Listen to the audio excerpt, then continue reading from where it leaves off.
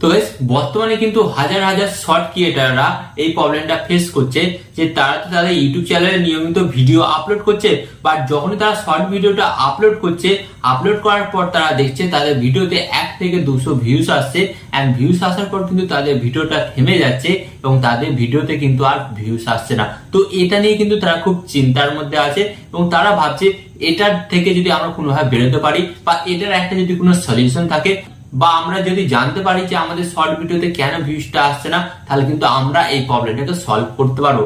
হ্যাঁ, তো গাইস আজকের এই ভিডিওতে আমি আপনাদের ঘরে এমন একটা জিনিস দেখাবো যেটা দেখার পর আপনি বুঝতে পারবেন যে আপনার চ্যানেলে কেন কম ভিউজ আসছে এবং কি করলে আপনি আপনার শর্ট ভিডিওতে বেশি পরিমাণে ভিউজটা আনতে পারবেন। তো আজকের এই ভিডিওটি অন্তত গুরুত্বপূর্ণ হতে চলেছে, তাই আমি আপনাদের ঘরে বলবো আপনার চ্যানেলের মধ্যে যদি এই প্রবলেমটা হয়ে থাকে তাহলে আজকের এই ভিডিওটি মূলত আপনার জন্যই হতে চলেছে।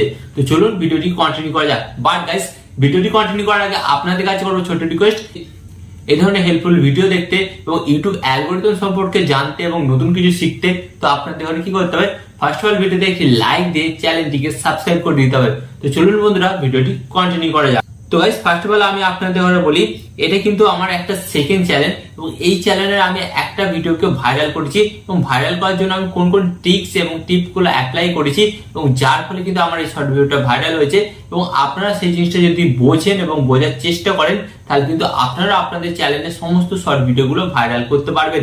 তো এটা কিন্তু আপনারা খুব মনোযোগ সহকারে দেখুন।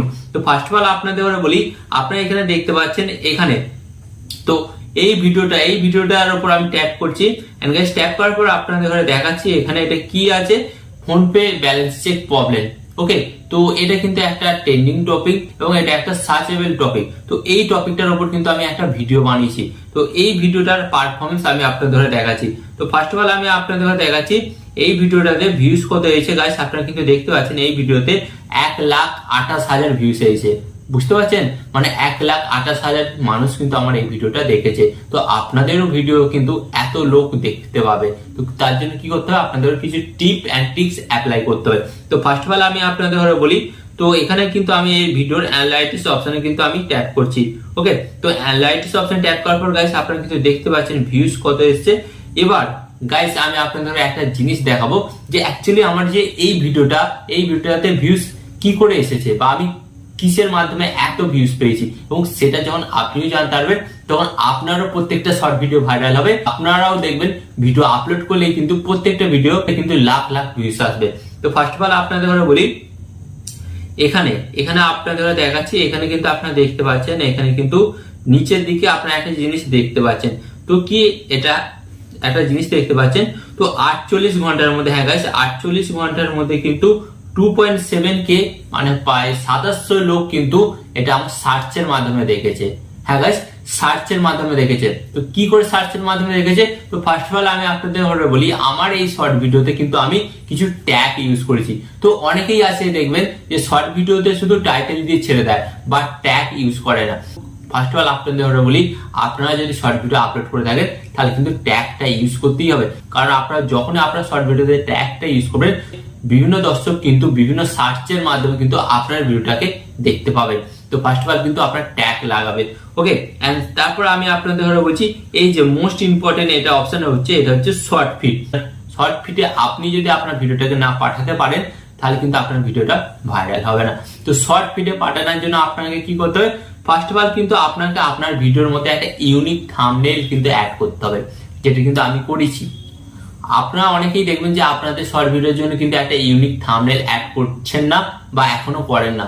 তো আপনাদের ঘরে কি করতে হবে, দরকার হলে শর্ট ভিডিওর জন্য একটা আলাদা করে থাম্বনেল তৈরি করুন, বাট থাম্বনেল কিন্তু আপনাকে অ্যাড করতেই হবে। এন্ড থাম্বনেল আপনি যতক্ষণ না অ্যাড করবেন ততক্ষণ কিন্তু আপনার ভিডিওতে ক্লিক কম আসবে, এন্ড যখনই আপনার ভিডিওতে ক্লিক কম আসবে তখন কিন্তু আপনার ওই ভিডিওটা শর্ট ফিডে যাবে না। বুঝতে পারলেন? তো এই বিষয়টাকে অন্তত সিরিয়াস নিন এবং এটার উপর আপনারা ভালোভাবে কাজকর্ম করুন। এখানে আমি আপনাদের একটা জিনিস দেখাচ্ছি, এখানে কিন্তু আরেকটা জিনিস এটা হচ্ছে বাউজ ফিচার। তো বাউজ ফিচার মানে কি, যখনই দেখবেন আপনি যখন ইউটিউব ওপেন করবেন, ইউটিউব ওপেন করার পর দেখবেন আপনাদের সামনে কিন্তু বিভিন্ন ধরনের কিন্তু ভিডিও কিন্তু শো করে।